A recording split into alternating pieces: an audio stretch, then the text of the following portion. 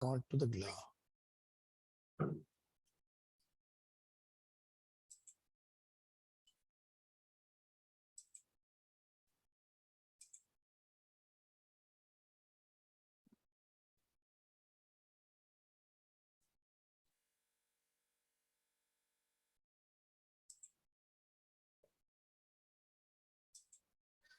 Okay. I think the first thing that we may have to look at about this sampling, there is there seems to be some confusion. So can we look at in terms of how do we go about? Because I think there are one that I found is in terms of the female farmers or female entrepreneurship.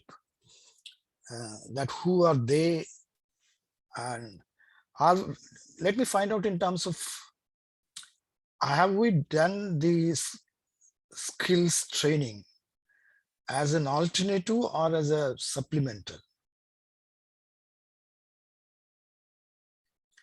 Alternative in terms of people who will go for new occupation, or supplemental is they are already doing farming.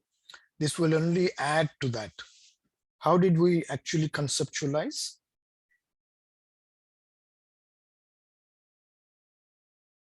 In the Sri Lankan case, Damu, most of them were already active in farming. Okay. And also some entrepreneurs were already active. Yeah. Even though in the case of entrepreneurship, I think there are more activities started as an outcome of interventions. But farming, some were already involved in farming, but what has happened as an outcome of the intervention is that they have, diversified the cropping pattern, change to more advanced methods, and so on and so forth. Okay, let me ask about the Harvey and Tambosi. How is in our case? Because this is what we found in the pilot study, because a lot of we have moved forward, but we were looking in terms of entrepreneurs, they were actually farming. So okay, thank you.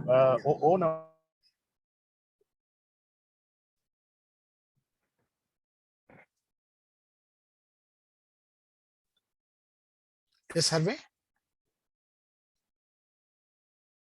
Can you hear me? Yeah, now you can, yeah. Yes, so I'm saying that on our part, I think it was to do with the sustainable agricultural practices for women and the rural farmers, including some men. So the focus was to ensure that we impart skills in farmers, hands-on skills, where we have been working to train them on how they can prepare nurseries, how they can prepare gardens, how they can plant, how they can make sure that the crops are able to produce more through making of manure, locally made manure, and even application of fertilizer, so that they're able to differentiate. Now, I think the idea was to ensure that we improve the harvest so that they have adequate food. They have adequate food that can sustain them in their families, can sustain them, and they can be able to even sell some of the food that they are harvesting, so that they're able to see the benefits of farming, so that they don't see that the farming is not something that doesn't yield. But if they apply the knowledge, they apply the skills, they should be able to harvest and improve food production at family level. And in terms of skills, we've been able to train, apart from sustainable agriculture, we have been training some women and youth in skills like tailoring. Previously, we've been training them in shoemaking, we've been training them in peanut butter making, we've been training them in sausage making. Like peanut butter is one of the crops which we've been training, like groundnuts. The focus on sustainable agriculture, we are looking at maize, we are looking at groundnuts, we are looking at soybeans, we are looking at orange sweet potato. So on the groundnuts, we were looking at that they should be able to add value in the crops that they can be making some peanut butter, so that at least they also make sure that they earn a living through the sale. So that's basically the focus on our part. Tambosi, any from your side?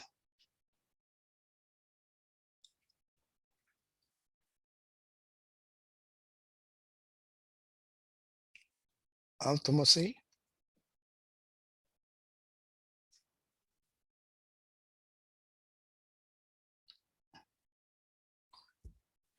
Okay, may I suggest one then in such, yeah, yes, Geoffrey. Yeah, maybe as we wait for Tambosi, I can just explain the experience that we had when we visited Tambosi's area.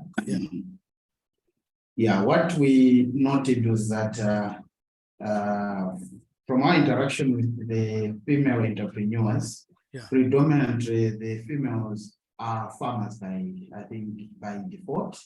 So the district also is well known for farming. And I think it should be over 80% of the population depend on farming. Okay. So prior to the project, it seemed that the farmers, the females were already farmers and they were already in a village savings and loan groups. Okay. So when the project came, I think it utilized the existing structure, this village savings and loan grouping, to as its entry point to reach out to the female farmers. And the farmer and these females were provided with the different trainings, including I think welding and fabrication, basket weaving, and the making of mud stones. These were the three I think that we captured out there in the field. Now the initial design, based on what we are told, was that after these people were trained, they needed to be given a package, which was like a starter package to let the females start their entrepreneurship journey. But along the way, it seemed this did not happen. Then these females were only provided with the skills and the training, and they needed to find their way out after getting the skills. And for those that were trained in basket weaving, they were supposed to get raw materials from a company called Blantyre Netting, which is basically in Blantyre. And maybe to put things in context, these districts, Chinji and Blantyre, are over 400 kilometers apart. And Stellat, I think he suggested that they would try to secure the raw materials on behalf of their farmers, the female entrepreneurs, if they organize the resources in terms of money to buy. Unfortunately, this didn't even materialize because I think the negotiation between Serad and Blantyre Netting did not work to the expectation of Serad, because Blantyre Netting gave him conditions, including that for them to come closer to Chinji, they needed to have a business value, which meant assurance that there will be steady demand from the farmers. Again, for those that participated in welding, for them to do entrepreneurship businesses, they needed to have tools to help them start that business, and this requires a lot of money, which I think it did. While for the other set of training on the making mud stoves, we have a lot of projects around the area which are also pushing for the same intervention, the mud stove. So the demand might be higher, but the demand to the extent that people get the services and pay money seem to be less for that. But the demand for the structure, the infrastructure is there on assumption that they are going to be supported free without paying anything, because there are other projects that are also pushing the same thing and they don't demand money. So with this, it meant that most of the female, most of the female entrepreneurs that were trained had the skills but had no capital to start their own businesses. Eventually, some decided to continue with the village savings and loan, and maybe took some money from the village savings and loan as a group, and bought raw materials from Brandon Knitting, started weaving the baskets as a group, and then sold them as a group. Then the money was reinvested back into the village savings and loan. Individually, the female entrepreneurs would now then get back a loan from the village savings and loan and continue with their farming business. Okay. Yeah, so maybe from there, Tambusi can take it up. Yeah. Hello. Yes, Tambusi. Thanks, Geoffrey. From Senate perspective, I think the period that was selected for the survey had a little mix-up, because initially our groups it was focusing on gender issues, and then the women had the village savings and loans groups where they were trained in how to do proper village savings and loans. It was at a late, I think 2020, when we started training a few in the groups in the different skills.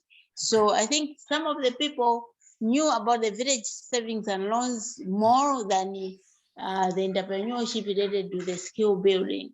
So the question, their responses could vary slightly because of that. But after skills building, those that were trained in basket weaving, in welding, and in motorcycle mechanics as informal skill building, we can say some of them have had a success story, where others have, for the motorcycle groups, have a garage where they repair the motorcycles in the village. And the welders, some of them have their own welding presses, but others are employed by fellow local artisans. So the period that was being interviewed initially, more of them were more of village savings and loans, where they would get the money and buy whether it's bananas or vegetables or tomatoes and sell, and then that money recycles back into the village and savings and loans. While now for the few that have managed to have the business, either in basket weaving or in motorcycle mechanic or welding, are able to venture into a village savings and loans that will be more profitable. So the varying answers would be due to that, because others will say, I only know about village savings and loans, I've had no benefit of a skill. Because not all were trained in basket weaving. We had to select a few due to resources. As of for now, we have 4 groups which seem to be very active. They have given us money recently, I think between September and October, where we bought the materials for them from Blantyre. However, others are buying from the people that are selling second-hand clothes. The bundles for second-hand clothes have materials similar to the ones that we buy from Blantyre, but the quality varies. So most of those that are interested are able to continue with the weaving, and it has improved their livelihood. I think we had a few who used the money to buy like fertilizer and seeds. So that improved their livelihood through the skill building, and entrepreneurship has been a norm now. Thank you. Yeah, thank you, Sambosi. So let's see. I suggest one, if whether you agree, because I think we need to keep the year 2019 or 20 as a reference. We are not looking training before that. This is the studies we are only looking in terms of tracing for the last 3 years. So from people whom we have trained, can we say that we will be able to get female farmers who are exclusively trained on farming and who are adopting improved methods? The second category is those who have received farmers training as well as skills training. So they are using skills training either because of the problems that Geoffrey has made. The farming remains main, but the skills they may be doing as supplemental. The third one is people who are exclusively doing entrepreneurship. Will you be able to get this in terms of clearly these three categories? Do you think that we'll be able to get that? Hello, Damo. Yeah, yes, Tambos. For the group for Serad, we have not gone into farmers trainings. Okay. So our groups are originating as a village savings and loans. Okay. Okay. Who a few have been trained in the other skills. Okay. So we may not categorize them into the farming group, but Okay. as VSLs, and then those that have been given skills and now they are doing their own self-employment or others are employed. Okay. That's the group that we can easily identify. Farmers, we don't have that categorization for Serad. So in your case, what you are saying is probably we can only look at as a second and third. The people who have received your training, but also doing farming. The second is people who are trained and then they are continuing their entrepreneurship. Which means they are doing farming as the usual subsistence farming, not as the skill building like our friends are doing the sustainable rural, sustainable agriculture. That will be like just an added advantage. Because we go there for the group formation, VSL, and then a few that they were able to be engaged in the skills building. That's why I'm saying the categorization for us would be the correct, the better one would be VSL versus those that have had a skill building and their entrepreneurship. So I think not directly with farmers. For us, no. Okay. Tambos, in that case, in your area, are there people who are doing skills, but also farming? And there are people who are exclusively doing skills. We cannot say they are exclusively doing skills. Because as a rural person, they have to do subsistence farming for their food. Okay. Thanks. Sure. So therefore, I think in your case, probably we may have to look at more as a supplemental to the farming. Thanks, Tambos. Harvey, how do we see your thing? Thank you so much. Okay. Okay. Go ahead. Yeah. Do you think that you have these three categories or one or two?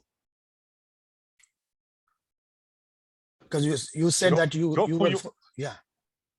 Geoffrey, you wanted to come in? So,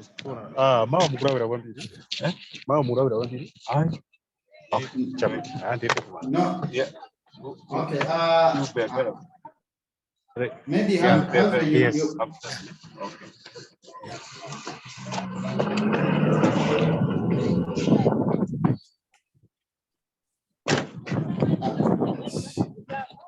However, maybe you can take that because from our meetings with the female farmers, I think we did not really have a mix-up.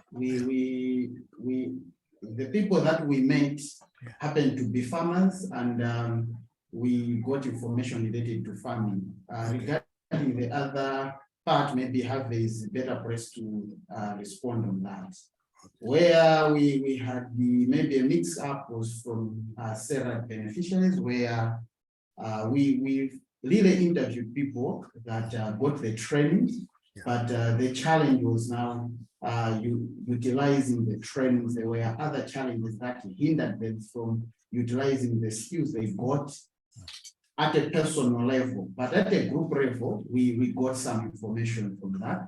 And before we proceeded, I think we contacted Karen for guidance. And I think some of the comments that are also in the write-up that you shared, I think we were advised by Karen that if we are recording income at a group level, then in the system line survey, we should record it as zero income.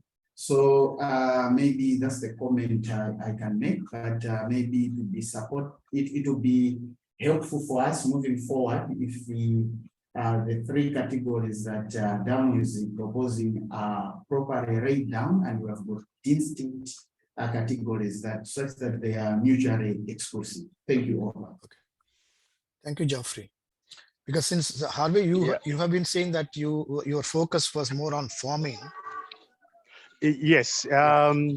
Yes, in fact, we have a number of components, but what we are talking about, sustainable agricultural practices, was purely on farming for women.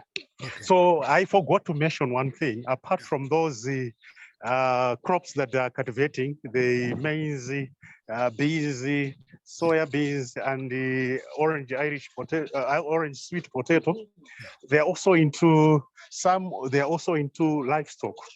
So what we did was to provide some livestock to farmers as a startup in groups.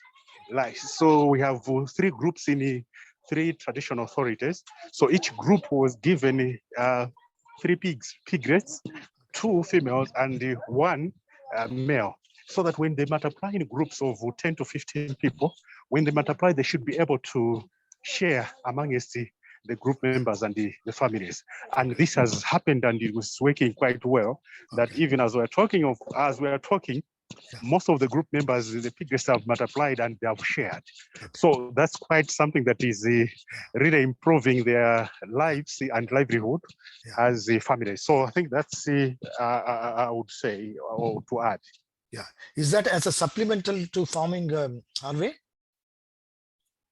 The livestock piggery. Yeah, piggery. Yes, it is, because most of them, they are women and farmers.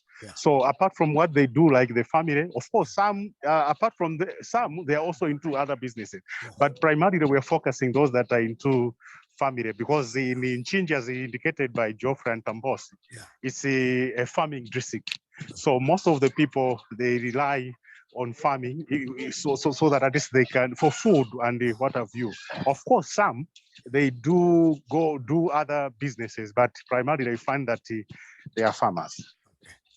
And are there any group in your area where they are only doing entrepreneurship? You train them and then they are doing entrepreneurship?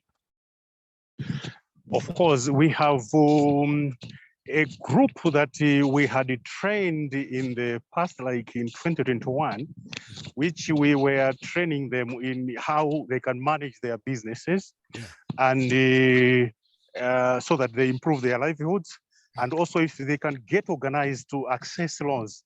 So we have some 2 groups who were referred to microfinancing institutions where they access loans, and then they are able to do some businesses. But these are different groups from these female farmers. But is this in terms of training skills, or because it's more accessing the resources? But did you train them on any other skills like basket making, welding, and those type of things? Yeah, some of them were providing trainings like tailoring. Some were provided training with the shoemaking. Some were provided training on peanut butter making. Some were trained in sausage making. Okay. So more as a businesses, but do they do exclusively that, or do they also do farming? They also do farming. Okay. Therefore, I think what comes out is we may, in your case, we may have to get people who are exclusively doing farming, and those who are doing farming and skills training. Whereas in the case of Seradi, probably we are looking in terms farming and the skills training. So what we are looking is in terms of people who have been trained in 2019 or 20 maximum. We are not looking beyond before and after that, because we are looking in terms of 3 years down. Do they still continuing their sustainable agriculture practices? Do they continue the skills? So can we get in terms of the people who have been trained in farming and then skills in 2019 and 20 in our area?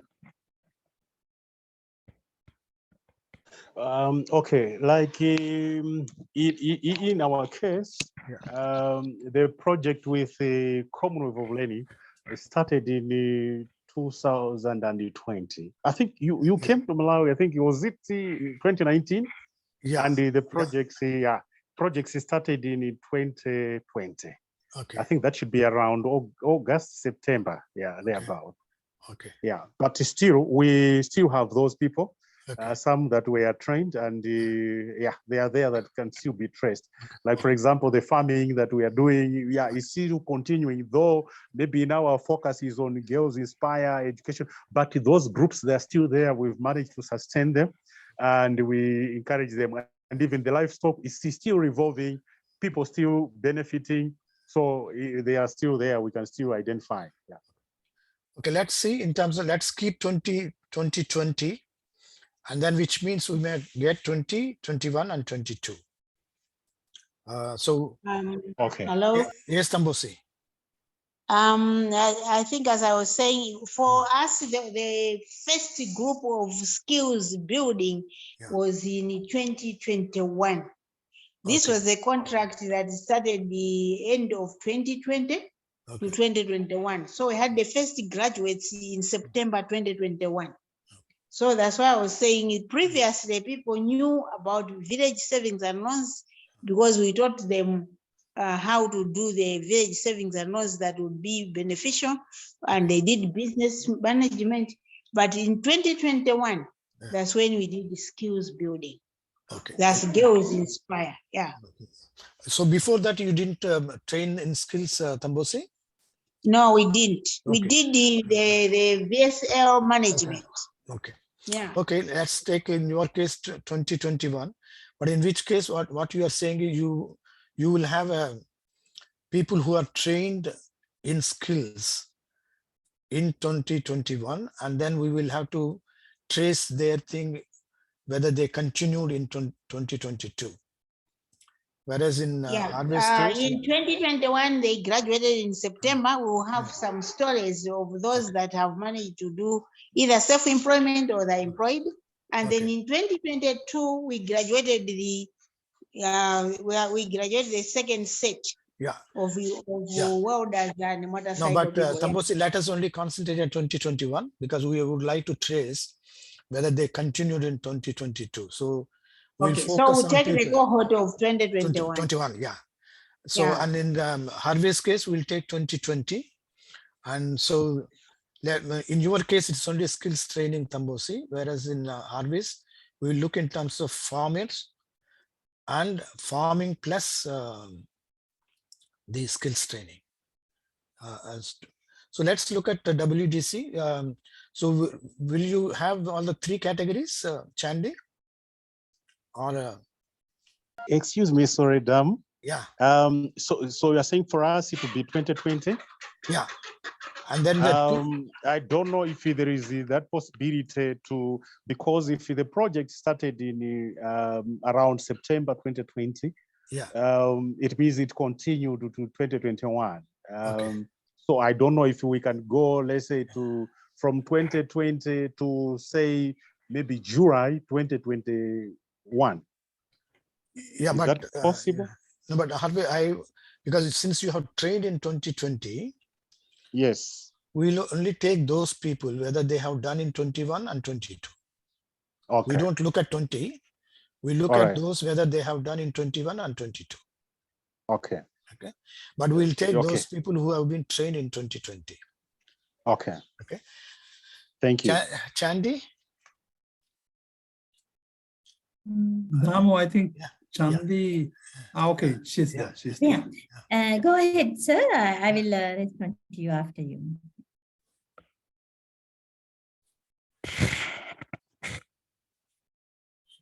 Can I start, Damo? Until Yes, Chandi yes, joins? please. Yeah.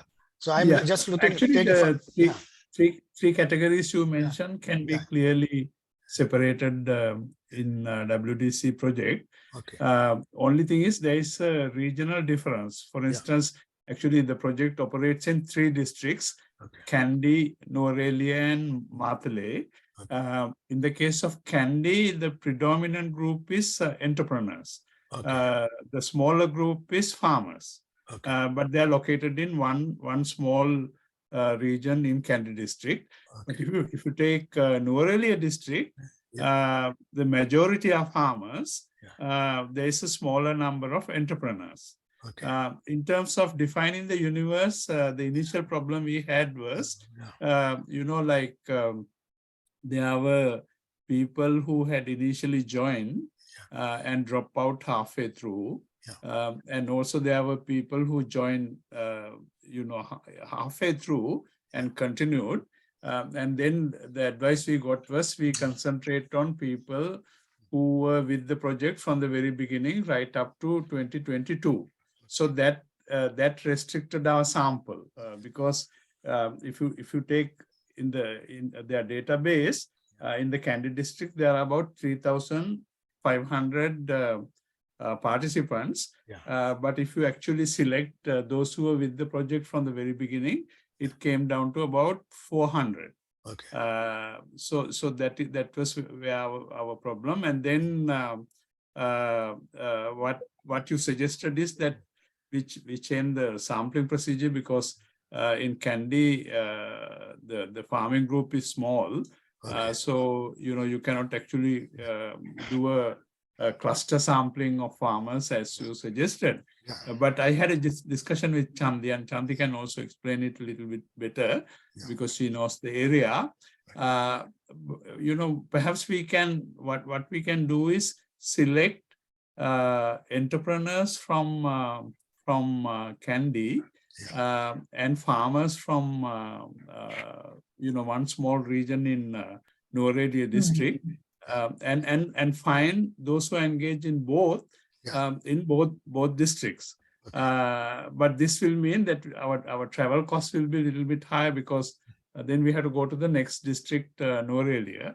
And because of this economic crisis in Sri Lanka, the travel costs have risen up very sharply because of fuel price increase. So that was the only concern. Chandi, would you like to join? Yeah, agree with you, Professor David, because as you mentioned that we have these 2 categories, and overall we have these 3 categories of entrepreneurs, women and girls who are trained with us. So initially, exclusively economic livelihood, entrepreneurship, craft and handicraft and things like that. And there are who are doing both. So because the home gardening and because of the economic crisis and the food security and the things happened previous years. So we have been doing this home gardening training for many. So there are a number of women and girls who had got this training and involved with both farming and handicraft. So that's how the livelihood operations among the target communities. In terms of the diversity of where are they live and things like that, when it's come to entrepreneurship and handicraft stuff, the Kandy is most popular. And then there are lots of women who had been trained and started, and they have market, and they have been there from 2018 as well. And in Nuwara, in one division, Hanguranketa, that is mainly predominantly it is farming community. And one thing that we have had entrepreneurship skills development, basically business development and life skills development. Focusing gender and gender barriers within themselves, like with the community, that those are the training that we have given to the farming women for them to come forward. So that category, those women are there in Nuwara districts. So as Professor Tudor mentioned that these are two different locations. Yeah. But same program, similar resource personnel, similar awareness, the knowledge is same, and they meet together, and sometimes they get together and they share their experiences and all that.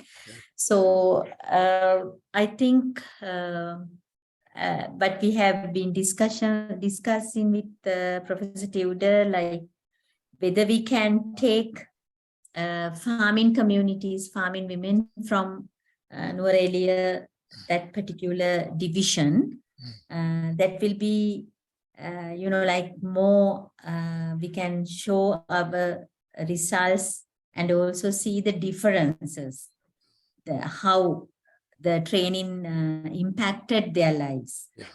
Not only within themselves, even the family members. So I am not pretty much that well with knowledgeable with the sampling and the research methodologies, but I can say, like, if we consider the qualitative impact of the project, so then we have to go there. Like, those are the people who really got engaged with the project activities. So that's my concern. So I had discussed with Professor Tudor regarding this, and again that came into, because initially Professor Tudor planned this thing because we have Kandy, it's a large area, and many registered women and girls. So then that is why we have chosen Kandy district initial stage. Okay. But now it's difficulty to, when it's come to categorize, and when we really need to go further details, like their the type of businesses, and how long they have been there. When considering those factors, we have to move to the other divisions as well. I don't know how we can deal with the issue of transportation and things like that, but it is important that we have good sample, and those who are really engaged with the project, we can take from those two areas. Yeah, I think that concern is that within that, I think what you are saying is, in your case, you will be able to get clear categorization of these three: farming, exclusive farming, exclusive entrepreneurship, and then the third one, doing both together. Yes.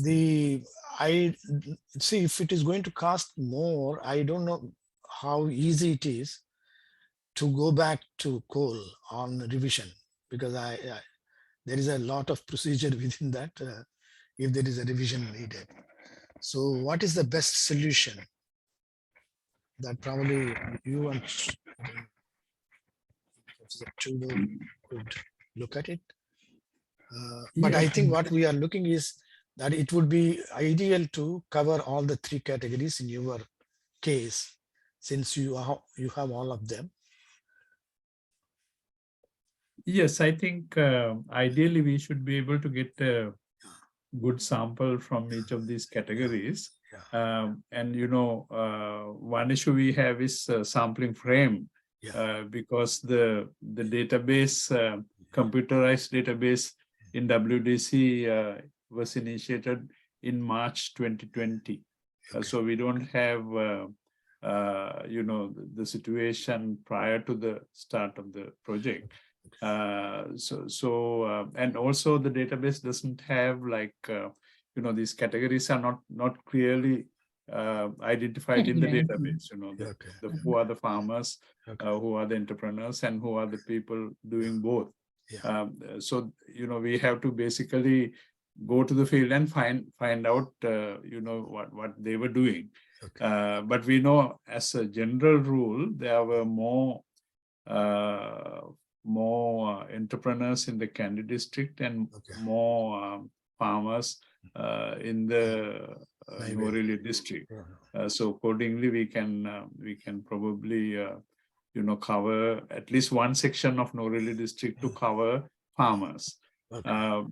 Still we don't have a clear idea about how this will change the budget, but we will try to use it as much as possible within the limits specified. But we may have to work out the budget a little more closely. Okay, thanks, Tudor. So therefore, I think what we are clear in terms of universe. I think what I would say is, Chandy, we are only looking for people who have been trained in 2019 and 20. If we don't have the figures for 2019, let us start with 2020 and then get 2021 and 22 in our case. And let's look at, now we are not looking before 2020, or we are not looking after 2020 also, because we would like to trace people who were trained in 2020, how far they have continued for next 3 years. That is what we are looking for. And the second one, I was thinking probably that may not work, may not seem to be working. I was thinking if we have different types of skills that we have trained, can we get a representative? Maybe I may have to leave it as optional to that. And let me say, if you have trained, but only one suggestion I could make is, if you can ensure that the sample that you are drawing includes the major trades that you have imparted skills.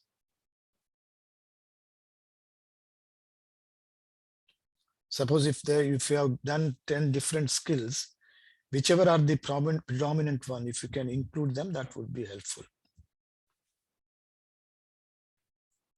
So this applies to both farming and entrepreneurship, right? Yeah. Farming maybe seem to be, unless you have covered only one aspect of improved farming, then we don't. If you have covered more aspects, probably if you can cover that, that would be helpful. Yeah, the main agricultural activity in both Kandy and Nuwara is rice cultivation, but they also have a lot of commercial agriculture, vegetable cultivation as well. Vegetable cultivation, spices. So Home gardening. Home gardening. But I think Chandi is better aware of the training provided. So I mean, I don't know exactly where the training concentrated on. Okay, now let's move forward. I think what we are looking for is, I think in the case of WDC, you can have all three categories which are trained in 2020, and then let us trace them for 3 years. In the case of CYO, we will have people who have been trained in 2020, but we will trace them for 2 years, 21 and 22. And in the case of Seradi, 2021, and then we'll see how far they have continued for 2022. So I think if we can have these three categories of people trained in 2022, 20 or 21, And then probably. And Ram, can we take 19 and 20 together? Because Okay, yeah. because 20 we had some issue of sure. COVID. Yeah. And it was only for 3 months we have been, we really worked in the field, like nearly 5 months. Yeah. So other than that, the lockdown and, the situation was, but we can take 19 and 20 together as 20. Surely, surely, Chandy. Yeah. Only thing what Professor was saying is in terms of the database you may not have, but you can probably, I think it is easy for you to generate that type. Yeah. Okay, let's move and forward. Also, it's a one project period. Can I seek one clarification? Yes, please, Does it mean that we will not go into pre-project situation, right? We do. We still do. Yeah, we still do it. But in terms of our starting point, people who we will cover is those who are trained in this year. So for those people, what was the in terms of, if we have taken 1920 in your case, what were they doing in 2018? And then look at in 20, 21, 22. In all cases, what we are looking at is there a difference between before and after those people who have been trained, either in farming or in skills? All right. Okay. So, and then you do the simple random sample. We don't need to go to any. So in terms of data tools, I think one, I have two things I have already said. That's a gap here for different reasons. See, it was supposed, the farming we are supposed to measure in terms of sustainable agriculture. The farming farmers training is on improved sustainable practice. So that question is completely missing. So that we may have to add. The other one is in terms of case studies. We are only doing one case study, one entrepreneur, which means it has to substantiate what we get at the individual level. So therefore, each of the farmers or entrepreneur, there were some specific questions on qualitative aspect. How did it impact their life? That was again completely missing in the pilot study. These were the additional one that we'll have in the Lime survey. So in the Lime survey, we will have one question on the sustainable agriculture practices. The second one is in terms of each person asking how did it contribute to them. In terms of, like, for example, farmers, we are asking how did improved income impact your life? How economic independence gained help in terms of families, within the family, in terms of their own status and decision making. And there was one in terms of whether, I don't know how sensitive it is, because one of the things is in terms of the status is reduction in vulnerability to violence. And you are better judged to see whether it is acceptable to collect it or not. Similarly, in terms of female entrepreneurs, we are asking at the individual level, when you get in terms of the traced the progress that they have made in terms of the yields and income, how did it impact their life? That was the specific question that we will ask them. And that will be substantiated by case studies, because where you will give a detailed account of one. So in the pilot, this was missing. We were only we cannot bank on case studies if we don't have this data. So these are two additional ones. How do you feel? Because do you feel relevant that we include these two types of questions?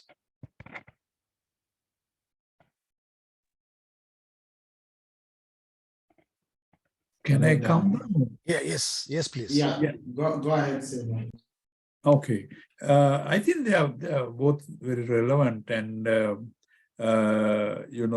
we can easily incorporate sustainable agriculture, no problem, because actually in Sri Lanka, as you probably know, there was a state ban on use of any agrochemicals or fertilizer, I think in 2021. And before that, the project had already introduced them organic agriculture and, how to prepare organic manure. So this was prior to the government intervention. Actually, that helped the farmers quite a bit from what we have already learned. So I think that it will be a good idea to incorporate that.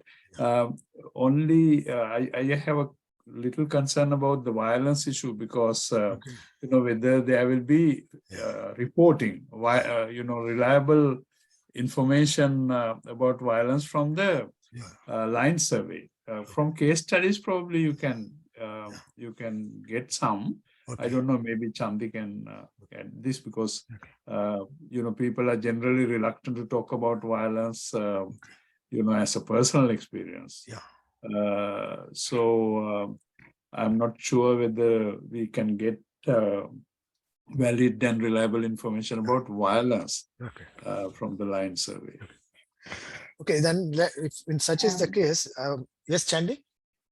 Yeah, the thing is that actually, as Professor Tudor said, from the Lime survey or a database, we are not able to take out the cases, but for the project, we have chosen those who came into our shelter and also our counseling services.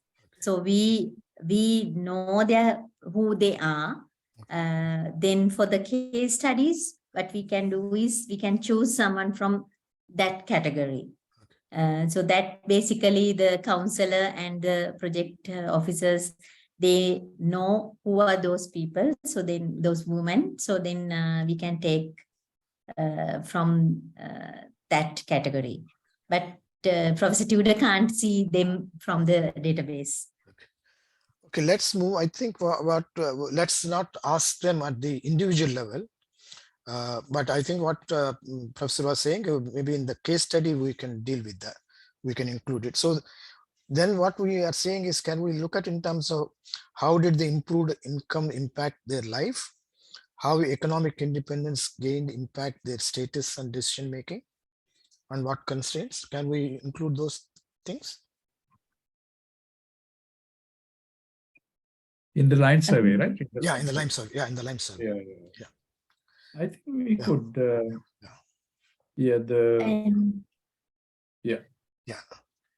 So anything from? One concern from the enumerators who have done this survey with Professor Tudor, but she was saying like some women, they were reluctant to give some, income and because, that the people mindset of NGOs work and all that. So they were thinking like, if they say the truth, then they will not get the benefit from the organization. So, and one thing is that, other thing is that, so they are although they have explained this is a survey and we really need to get the real information. So there was things like that, but but unfortunately, Chandi, because I think both these interventions are linked to the yields and income. So whether we talk about farmers training or the skills training, so we can't escape that. So Harvey, Tambosi and Geoffrey, are you okay with that?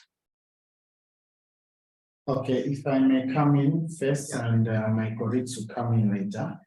In the first place, I think it would be a good idea to include some of the questions that you are proposing in the Lime survey, so I'm okay with that. However, when I went to the comments that you provided on the document, there's a section on research question. Research questions. I noted that most of the not most, but some of the questions that stated in the research questions have been drawn from some specific questions from the case study questionnaire. And I was trying to ask myself that is the use of that case study relevant tool to address these research questions. Yeah. I have in mind questions to do with the women, increasing women income, vis-a-vis reduction in vulnerability of violence at workplaces and in households. But most of these female be it farmers or entrepreneurs are not really at workplaces. Does this too help us to answer that research question? I wasn't really certain on that. Similar to, there's a question on decision making. When we interacted with the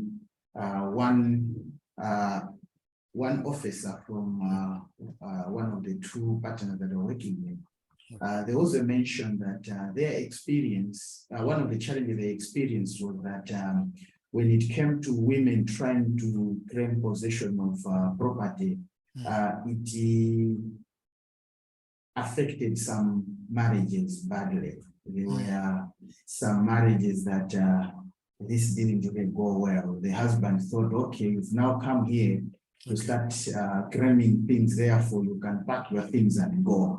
It was cited as one challenge. I don't know, I may be overgrowing, maybe something that is a very small thing, but we captured it from the project professor. So I was trying to link it to, there's a research question here, trying to look at that area, and I was looking at that. And another concern related to one of the element of the research question, which is does increased income reduce the differences in schooling outcomes and enhance education attainment of children? This again takes me to the case studies, and when you look at the guideline that has been provided for the case study, it doesn't really come out on the outcomes of schooling. So the assumption is that the interviewer is going to probe on that. But again, this is now dependent on whether the respondent has dwelled much on the schooling outcomes. But there are times when the respondent is just throwing in a lot of responses. They say, you know, it has increased its education outcomes. My children are doing now well. Then she moves on to another things. Eventually, maybe she has given you 10 questions. 10 points. Now, coming back to probe every response might be time consuming at times. But again, that decision to say which response should I take it as a key outcome that will be interest core is another thing again to ponder with. Therefore, what I would want maybe to request for consideration from your end is whether it's possible to lay down areas, key areas that you would want us to probe when we get responses from, so that we don't run into controversies, because what might seem to be interesting to me may not be the same case to someone else. Yeah. Thank you all. Yeah, thanks, Geoffrey. I think I will do that. I think to say is in terms of what we are looking is at one level is very clearly is as we are looking in terms of whether our intervention in terms of farmers training or skills training, did it contribute to the improvement in the incomes of the families or households? The second one, the qualitative one that we are looking at is as a result of it, has it contributed to any change in the status, dignity, decision-making of women in their household? I see your point in terms of it may be difficult to ask some questions, probe some questions. I will have to leave that to the best judgment of yourself. If it is going to, we are not there to create problems. So therefore, if some questions are going to create problems in the community, then we better avoid them. But I would, can we try? And then if we find resistance, then probably we should respect people's response and then move forward. But however, what you were saying, probably I will say what we can probe, what aspects we can probe. Is that okay, Jaffrey? Yes, thank you, Dan. Yeah, Thank I you will for that. say, but as I was saying, we are looking in terms of whether it has contributed, whether people have continued practicing the improved practices after the training for next 2 years or 3 years, or whether the people who have been trained have continued engaged in that skills in after the training for 3 years. That is one aspect we are looking. Did it actually contribute to improvement in the income of families? The second one, what we are looking at, as a result of it, did it make any change in their status and dignity or decision making? So where you can probe, if you think that it is sensitive and people are not willing to share, then I think we should respect them. Thank you. Yeah. But however, I would say that we may have to make an attempt and then leave it. Yeah. No, So therefore, case studies, as I was saying, probably we may have to look at in terms whether the case studies are typical and then they represent the population that we serve, because there could be particularly we are looking in terms of people who have come from marginalized background within if the case studies include, I mean, that's what more we are looking for. Did we make any difference among the people who are most marginalized? So if we can keep that in mind while selecting the case studies, that would be helpful. So I think some of the things that we have sorted out, but these are all very, yeah. Yes, Geoffrey? Yeah, just on the selection of the case studies, I don't know if it would be allowed. Do you think it would be proper that the partners should select people they think would fit in the case studies? Because looking at the comments that we got from the transcripts, I think the researchers selecting, we are likely to get back the same comments because our selection will be based on random, based on what we've been given, but maybe the partners might know who has really done what and what they could be sharing. So do you think that would be? Yeah, I think that the partners are in a better position. I think it's all purposive. So case studies cannot be it has to go by the local wisdom in terms of which is the tip. What must determine is whether is it a typical case of our involvement? Does it represent the population that we have served? If partners can make a choice based on their experience, we may have to go by that. Okay, thank you. Yeah. But I would request, that's where I request Chandy, Tambosi and Harvey, while you select the case study, please ensure that those are typical cases and they represent the population that you have served, and in particular whether they are from the marginalized communities. So that's where we would like to make a difference. So did we make a difference? In what way? Both quantitative and qualitative. So therefore case studies include both quantity and quality. We may have to make more effort because you may not get in terms of that's why I was saying those specific questions. If it is in the line survey, then that could substantiate what we do in the case study. So in terms of data collection, some of the comments which I think there is, you would better know. I think we have sorted out in terms of the period. We are looking in terms of each of the case, whether it is 1920 or 20 or 21. That's what we are looking, and we are looking in terms of year 1, year 2, year 3 from that point of view. But our reference year is 1920 in the case of WDC, 2020 in the case of CYO, 2021 in the case of Siradi.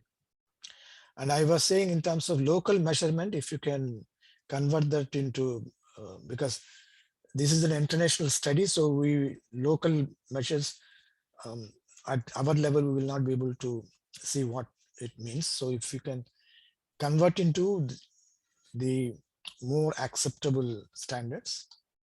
So any discrepancy, if you find, then if you can look at it and then substantiate. No field must be left blank. Multiple, I think. See, okay. I think these are specific ones I have shared. If you have any comments on what I have shared, then I can leave it at that rather than go through this list. It's already available with you.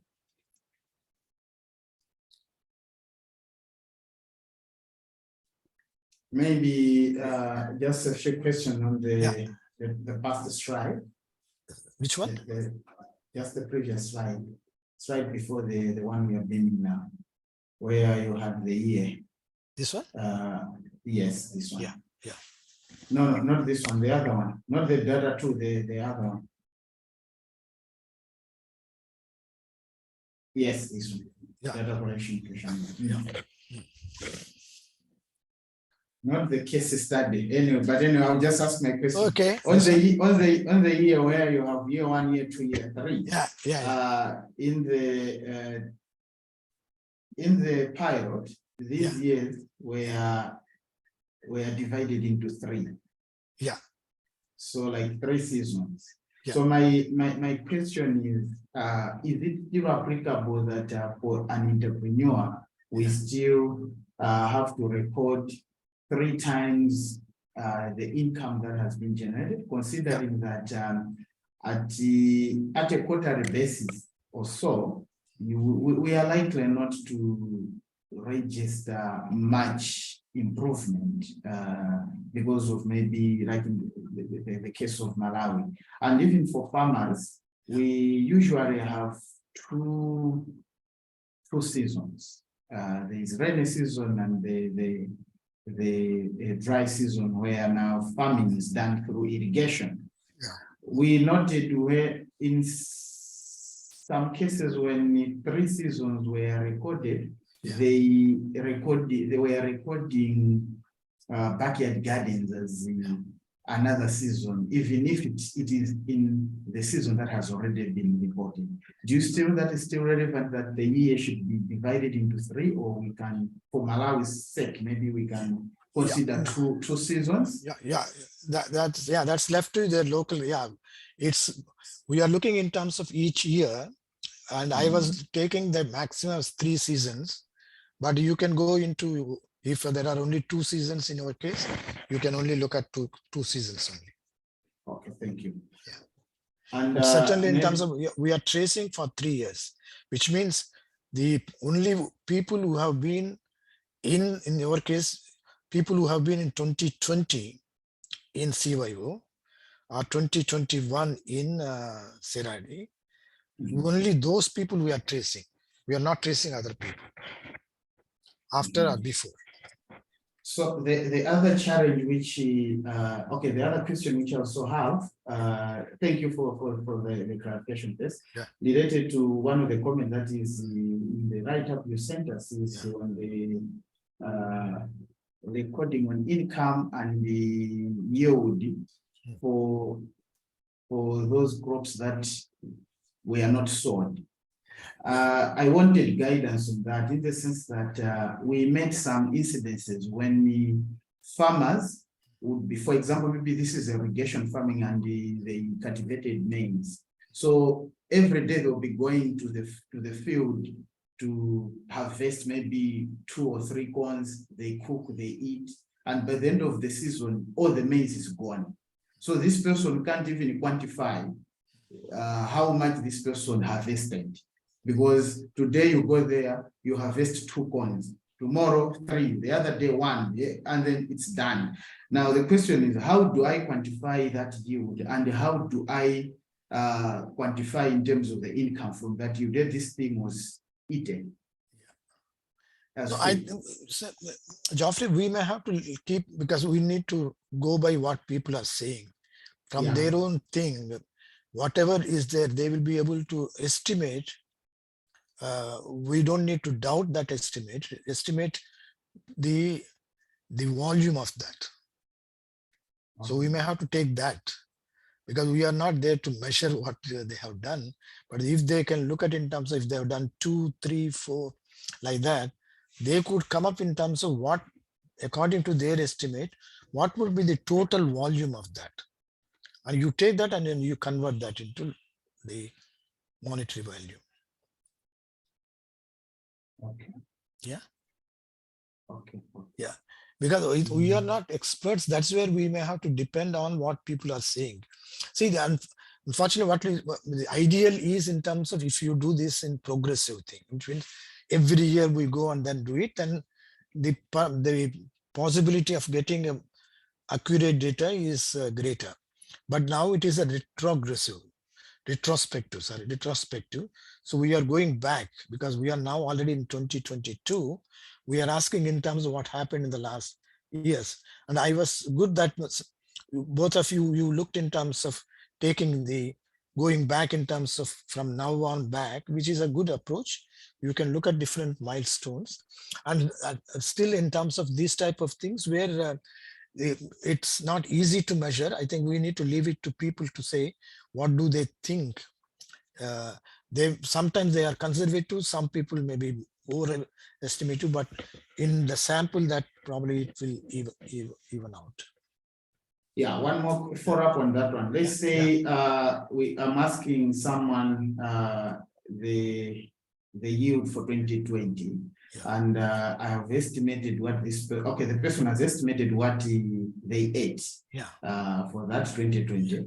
So they have given me what they sold. Maybe it costed 80,000 kwacha. I convert it to, should I convert it to dollars? That's the first question. The second question is for the estimate, do I give the value for this year? Because I'm asking this because we have fluctuation, a lot of fluctuations and devaluation.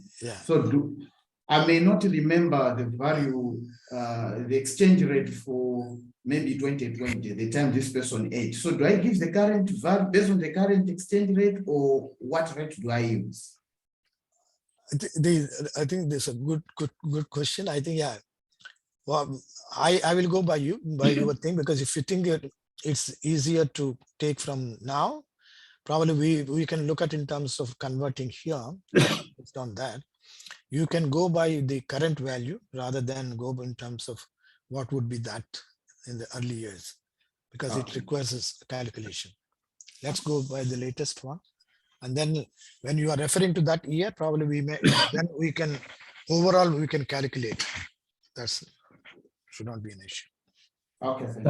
Can I ask a question Yes. with regard to standard measurements? Now we have three types of measurements. One is value, that is in Sri Lankan case, Sri Lankan rupees. The other one is area, land area, usually given in terms of local measurements. And then the other one is weight. Weight of harvest. In terms of rupee value, do you want us to convert it into US dollar? Yes, Tudor. I think that's what is seemed to be easy, because there are two countries which are involved. If you can convert that into that, that would be helpful. So we have to convert it into the conversion rate applicable to that particular year. Right? No, that's what just now we are saying. If you find it difficult to convert that into, because you need to find out what was the exchange value at that time. But I think if you can do it, then maybe at our level, when we are analyzing it, we can look at in terms, if it was even that year, then probably we can look at what was the exchange and we can convert that at our level. But at your level, probably I think rather than asking you to be doing more of that, if you can convert that currency into dollar and area into either hectares or acreage, which are more used, Yes. So there, the one question is, the areas are so small, so they give it in terms of purchase. Okay. I think 160 purchase make 1 acre. Okay. And then 2 point something of acres make 1 hectare. Yeah, So if you give it in terms of hectares, you'll have to give it as a fraction, no? Fraction. Like, Yeah. Is that okay? Is that Yeah. That's okay, no? Yeah. Because because since we are this going to be an international study, others may not be able to understand what it is. They will be more easy for them to understand in terms of the common standards that people use.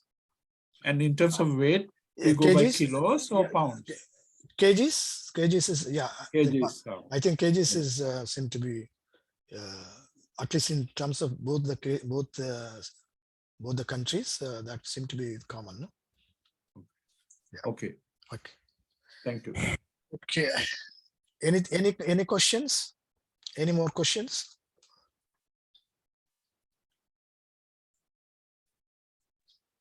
Yeah. Yes, Geoffrey. One question, or maybe a comment, which I'm bringing it because we have now the partners here, so they may also help to maybe to provide guidance. For the case of Malawi and the area where we do this data, there are 2 challenges that should be anticipated. One is with the rains. The rains have now started. This is now the rainy season. So accessing people may be a challenge sometimes, in the sense that you might find someone at the field where you went to the house. It's easy to locate the house, but not easy to locate fields. So access issues might be a challenge. We tried at Pilot to use phones to try to access beneficiaries. It wasn't as easy as we thought. Most often the phones were off, and when we tried to make attempts, I think most of the attempts that worked were at night. And people cited that issues of blackouts.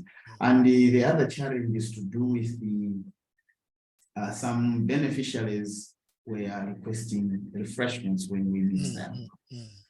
And yet we had no budget for that. I remember with one partner, even the partner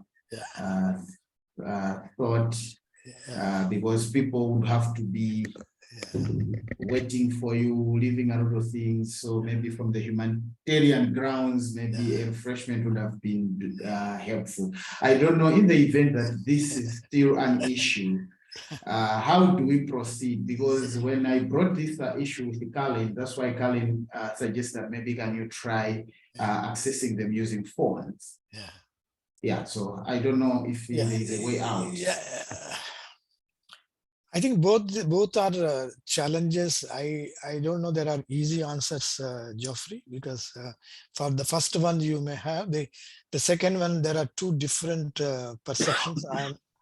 That will become more value judgmental statements. So I don't want to get into that, but unfortunately there is no provision for data collection. There is no provision of the things that people are asking, because it's all seen as a part of the intervention. No? So we have intervened. So we are now only assessing whether we have delivered or not. So therefore it is a part of what we have done as part of intervention. It's more an extension to see. So we have spent resources for training, either in terms of farmers or skills training. So it is only to see whether we have done it right, whether it has contributed any benefit to people or not. So therefore, that is one position people take. The other position is, as you were saying, rightly, people are giving their time, so therefore they should be remunerated. So, but at this moment, it's not included. in the budget. So I don't think we can go back on that. So Okay, I thank think you. it is for Tambosi and Harvey. How do you deal with that? But if you have a similar view, that I don't know, I will now request Tambosi and Harvey. How do you look at the second aspect? Will you be able to manage that? Thank you so much. I think I'm following, and the discussion is good, and the questions and the answers being provided.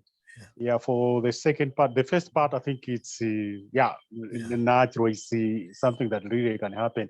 Even maybe when we are carrying out activities during this rainy season, we have to go by the timing of their season. Since most of them, like in the morning, they are in the field. So we normally look at that and see what is the best convenient time that we can reach out to them.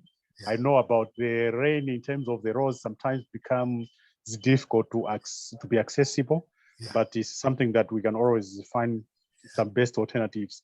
On the second part, I think we might, I think on our part, when we are identifying, we need to be clear to tell them that this is a voluntary exercise, since we are finding them in their respective locations. So I'm sure we'll make emphasis when making communications on our part that they shouldn't expect something, because normally we provide refreshments when we've invited them to a meeting. So in this case, we are finding them at their convenient place. So it's something that just to interact with them. So we'll make it clear when we are making communications, those that will be sampled out. So that's my point of view, that we can do that. But always also would appreciate that maybe our consultant will be able to get in touch whenever they have experience, they have any experience like that kind of challenge, so that we can always work out on solution together. Thank you. Thank you, Harvey, for that. I really appreciate your response. Tambosi? Thanks for the discussion. I think as Harvey has pointed out, this being the rainy season, we'll have to plan very carefully so that as we move, we know the availability of the students in their homes. Mostly it should be in the afternoon. So on transportation, it will depend. We need a four-wheel drive vehicles other than the small cars. So that should also be considered as they move out. Okay, thank you, Tambosi. So therefore, let's look at in terms of the changes to the Lime survey and the guidelines which Geoffrey was asking. I will be able to do it probably by, we can resolve it this week. When do we expect that we can complete the main study?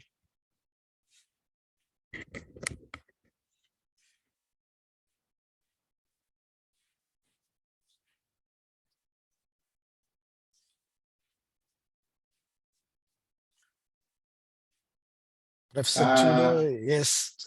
Geoffrey, Yeah, I think it's a factor of knowing the sample, the sample size, and a factor of other things to determine when we should do that.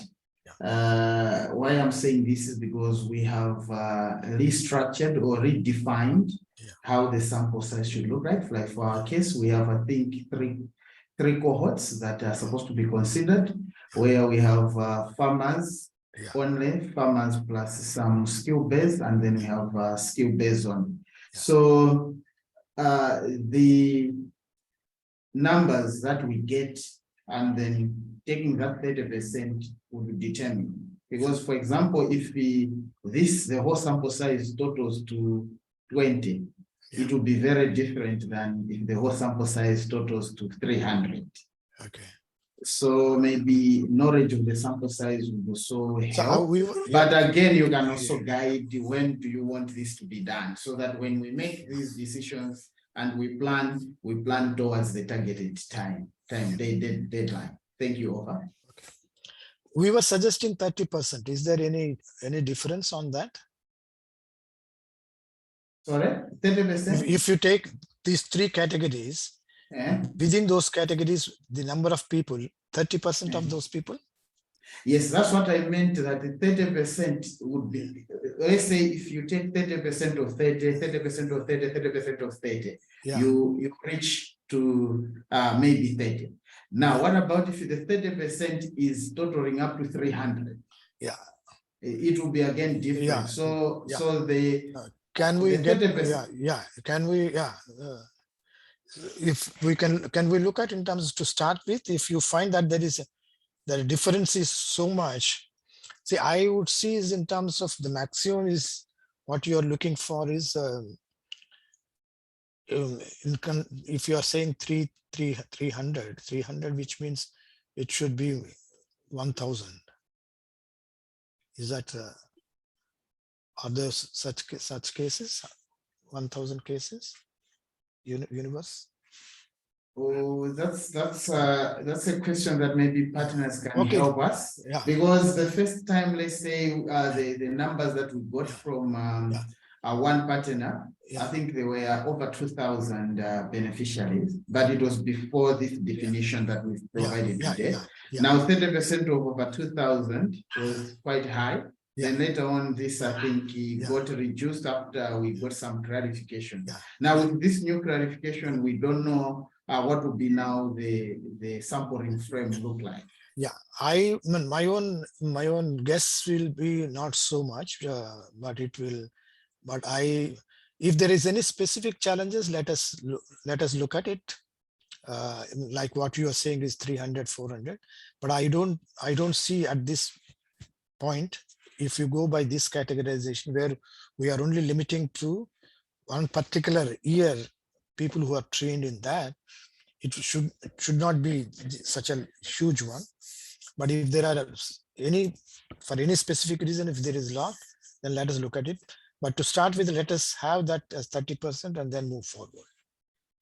Is that okay? Okay. Okay. But let us see if you really feel, I mean, either of you, either Professor Tudor or you, if you find any time that the sample size is too high, then let us review and then reposition before you actually start field work. Yeah. Okay, thank you. Yeah. Okay, and then let's look at in terms of can we say end of Jan? Will you be able to? I think that should be okay with us. Yeah, that's the longest time frame that I can suggest, because now I know the next few days will be more festive. Many people may not be willing, and then is that Professor Tudor and Chandy, is that okay? End of completing the study by end of Jan. Yeah. That would require us to change the contract, no? Because the contract is supposed to end December. Yeah. So we can, end of Jan should be okay for me. Yeah. Wow. Yeah. Harvey and Tambosi, Chandy, you are the pilots. for us. Hello. Yes, Tambosi. I think as I was saying, possibly by end of January, hopefully there will be no more rainfall, then that will be okay. Okay. Harvey and Chandy.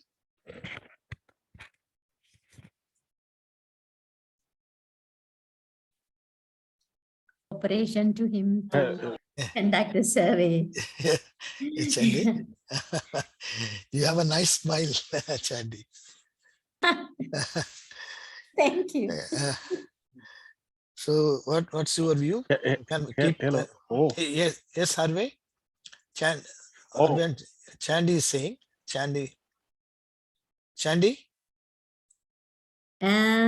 No, I said I will help. We will help the prosecutor. Yeah, thank you, Chandy. Harvey. Okay, thank you so much. That's it, fine, because the key is the consultant. So if the consultant is fine, Okay. it should also be fine with us in terms Okay. of getting organized, but we just need to agree when is it starting so that at least we can prepare to make communications to the people. Thank you. Okay, thank you. Before we close, I think what we are agreeing is the changes into the Lime survey and guidelines in terms of what to probe and what not to probe, and which aspects to probe, that we will be able to send it to you by end of this week. The second one, what we are saying, agreeing is that we would look at in terms of Jan end as the date for completion of the survey. And then I would speak to Francis and Karen about the contract from December to January. I think it should not be, it should be okay. We will see whether there is any communication required on that. Okay, thank you very much. I think we went beyond our accepted time. I'm sorry about the Sri Lankan, because I think No it's problem, no longer went into the late. So thank you very much for your wonderful association. I look forward to you. I think we learn from each other. I think there are a lot of wisdom in your with you, Chudor and Joffrey, and also the local wisdom practitioners, Chandy, Harvey, and Tambusi. And we'll move forward. Let's see that the studies are, that study is more qualitative, so that it helps in terms of taking some decisions at call level about its future interventions on the livelihood part. Thank you once again. See you. Bye. Take care. Bye. Bye bye. Thank And everybody else. you so much. Thank you. Thank you. We appreciate.